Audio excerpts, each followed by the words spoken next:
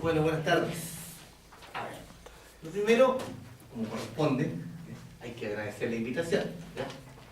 Pero yo quisiera hacerlo de verdad, no como una buena costumbre, ni mucho menos, porque sinceramente nos ha permitido el conocer un ámbito eclesial, y un ámbito eclesial que sinceramente, independientemente que como agente pastoral uno está comprometido, independiente también de la especialización, más allá de que toda mi vida he vivido en la ciudad, nunca me había detenido a pensar propiamente tal sobre una pastoral urbana.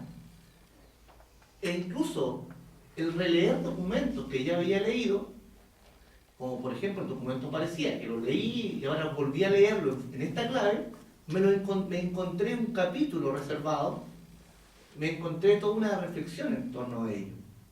Y al mismo tiempo, darse cuenta y tener una primera mirada a una reflexión creciente sobre esta temática, y la cual tiene una larga data, y especialmente en Latinoamérica. Quizás también por esta realidad de que el tema de las megaciudades es una realidad del sur, por ende le afecta profundamente a América Latina. Y por lo mismo no es extraño que en la última conferencia general del Episcopado Latinoamericano, realizada en Aparecida, Brasil, allí los pastores han presentado como uno de los grandes desafíos para la iglesia de hoy, precisamente el promover y desarrollar una pastoral urbana. Pero la pregunta es, y es la que nos convoca hoy día, ¿de qué hablamos cuando nos referimos a la pastoral urbana? Se trata, dos concepciones, se trata de una más de las llamadas pastorales específicas, como el pastoral juvenil, como el pastoral familiar, etc. ¿O se trata de un estilo distinto de hacer pastoral? Para llegar a responder a esta y otra interrogante es necesario, ante todo, el clarificar los conceptos. En nuestro caso nos detendremos a analizar principalmente el concepto de pastoral en la iglesia, para luego esbozar lo propio de la pastoral urbana a la luz del magisterio, en especial latinoamericano. Por supuesto no me voy a detener en el ámbito más sociológico de lo urbano. Primera cosa, pastoral entendida como continuación de la obra pastoril del pastor, con mayúscula. Pastoral es un concepto en su sentido eclesial. Para lograr captar su significado es necesario recurrir fundamentalmente a las Sagradas Escrituras. En particular, en el Antiguo Testamento se va a hacer referencia con este concepto a toda la obra de Dios en beneficio de los hombres. Los diferentes textos nos van a mostrar cómo el pueblo, que es un pueblo de una cultura pastoril, que nace en este ser pastor, desde su inicio va a reconocer prematuramente a Dios como su inquebrantable protector y salvador, por ende, como el mejor pastor. Son hermosas las palabras de Israel cuando bendice a los hijos de José, cuando dice: aquel que ha sido mi pastor desde que existo hasta el día de hoy, el que me ha rescatado de todo mal, es el que te va a bendecir, etc.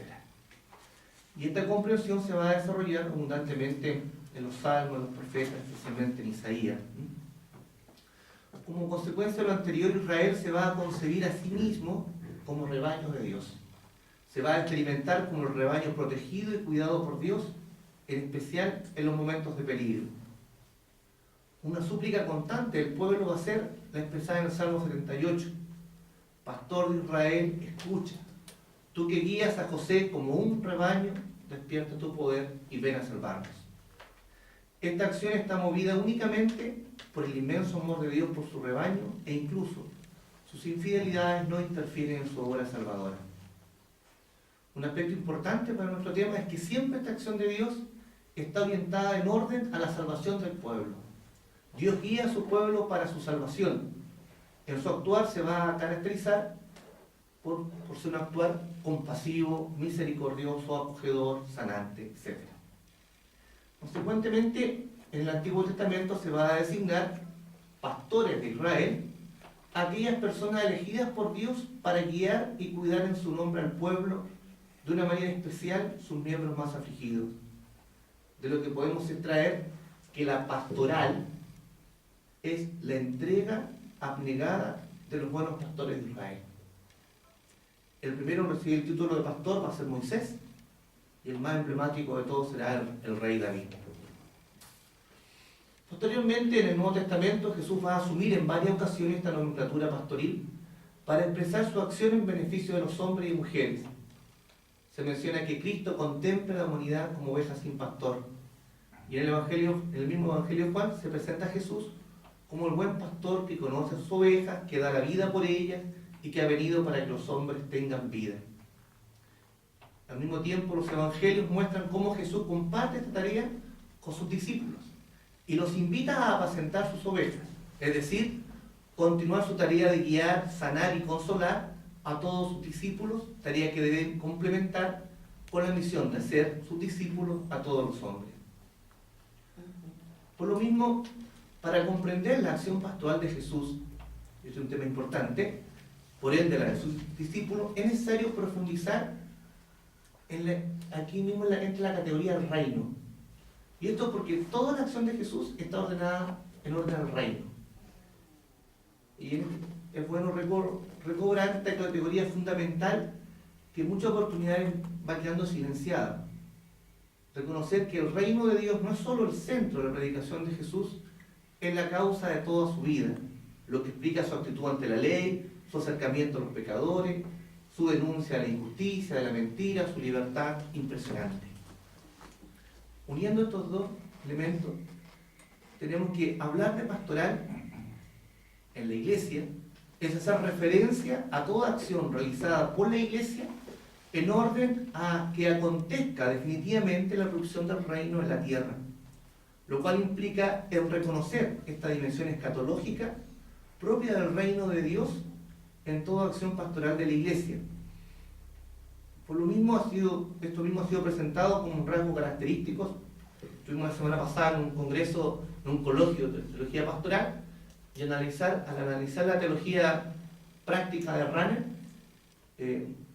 teólogo de los corazones, tomaba la atención que una de las características fundamentales de la teología práctica de Rahner, y por ende planteada de toda la teología, es precisamente esta dimensión escatológica.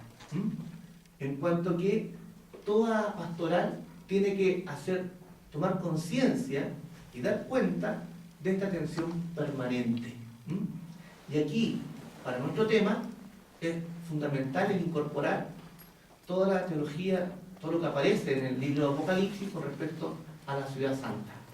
Entonces habría una referencia directa entre el hoy, que es el ya, en función de esa venida próxima de todavía no, esta plenitud a la cual aspiramos.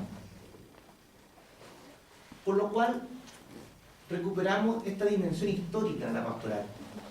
Toda acción pastoral es siempre acción eclesial, pero realizada en un momento y un lugar concreto.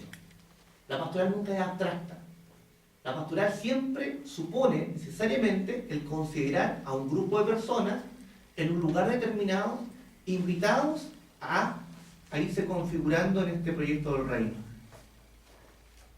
Lo cual, para la Iglesia, significa la valoración fundamental de la categoría de los signos de los tiempos, tal como ha ido siendo desarrollado desde el Concilio Vaticano II, y es aquí donde se inserta, creo yo, perfectamente la reflexión tanto de la cultura, permanentemente, como también de la pastoral urbana, que es entendida, la urbanidad, las grandes ciudades son entendidas como uno de los grandes signos de los tiempos que nos está acompañando durante los últimos años.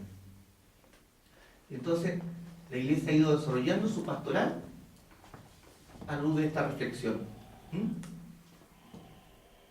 Ahora, el tema de la pastoral urbana, en concreto, es un tema que ha ido tomando relevancia en la Iglesia a partir del Vaticano II.